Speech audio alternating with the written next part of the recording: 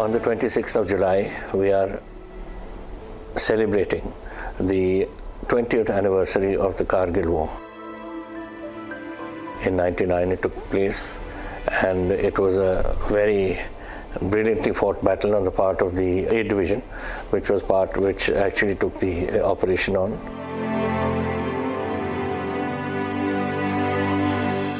And all our officers and men, from General Martyrs Puri downwards, who was commanding the division, to the brigade commanders and battalion commanders, and the battalions themselves, the men who had been rushed up to those high features from the plains of northern India, and they had not acclimatized.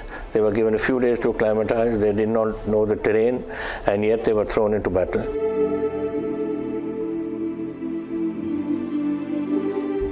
And they performed brilliantly in the period that they fought. I think we lost 500 men killed. We lost about 1,200 wounded. 4 Paramveer Chakras were won by Lieutenant Pandey of 1st 11 Gurkhas, 2 from the 13 Jammu and Kashmir Rifles, Rifleman Sanjay Kumar and Captain Vikram Batra, who was killed in action during that operation. And Lieutenant Pandey was also killed in action. And the 4th was Grenadier Yadav of 18 Grenadiers.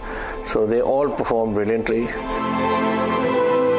What is interesting, and one must remember, is that in the Second World War, for every officer that was killed, 22 men were killed. The ratio was 22 to 1. And here, in a battalion like the 2nd Rajputana Rifles, it was virtually the same. It was about 7 officers were killed and wounded, and about the same number of men. So it was the officer, the young officer, who always led. He had to lead because there were razor-sharp ridges, and he had to be the man right in front. And all our young officers performed brilliantly under the leadership of General Martyrs Puri.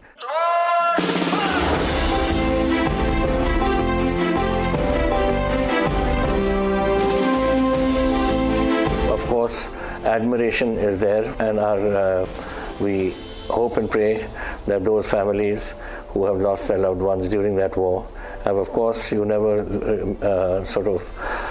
forget one's loved ones, but we hope that God gives them the strength to live with that. And also to those who are wounded, and sometimes the wounds remain with you and continue to give you trouble right down to your deathbed, really. And we hope that all of them who are wounded get the solace, and that God gives them the courage to live with their wounds as long as they are in this world.